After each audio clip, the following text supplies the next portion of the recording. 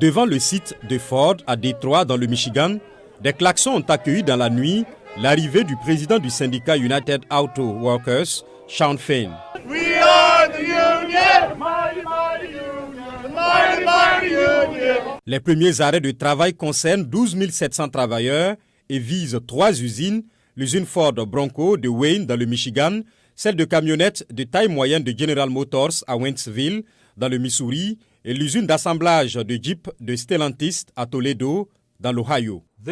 Cette stratégie permettra aux entreprises de rester dans l'expectative. Elle donnera à nos négociateurs nationaux un maximum d'influence et de flexibilité dans les négociations. Et si nous devons aller jusqu'au bout, nous le ferons. Tout est sur la table. Shawn Fain n'a pas exclu d'élargir l'action syndicale. Il a invité les 146 000 membres de son organisation travaillant pour ses constructeurs à se tenir prêts à débrayer en fonction de l'évolution des négociations. À Détroit, des habitants disent comprendre cette grève. Ils devraient être mieux payés. Les entreprises gagnent des milliards de dollars et ces personnes les supportent alors que le coût de la vie augmente. Ils travaillent dans cette entreprise depuis 20 ou 30 ans. Je pense que les gens devraient obtenir ce qu'ils demandent, qu'ils méritent. C'est pourquoi ils ont travaillé dur, c'est tout.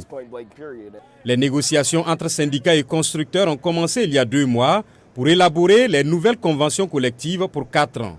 Le syndicat réclame un relèvement des salaires de 40% sur 4 ans, alors que les 3 constructeurs n'ont pas été plus loin que 20% au plus. Ils ont réalisé 21 milliards de dollars de bénéfices au cours des 6 premiers mois de cette année. Le prix des voitures a augmenté de 30% au cours des 4 dernières années. La rémunération des PDG de 40%. Personne n'a crié au scandale, mais quand les travailleurs demandent leur juste part, c'est la fin du monde. Ford estime que l'avenir de l'industrie automobile est en jeu, affirmant que les augmentations demandées par les travailleurs pourraient doubler ses coûts de main-d'œuvre aux États-Unis. Le président Joe Biden avait plaidé en faveur d'un accord pour éviter les arrêts de travail. La dernière grève du secteur, qui remonte à 2019, n'avait affecté que General Motors. Elle avait duré 6 semaines.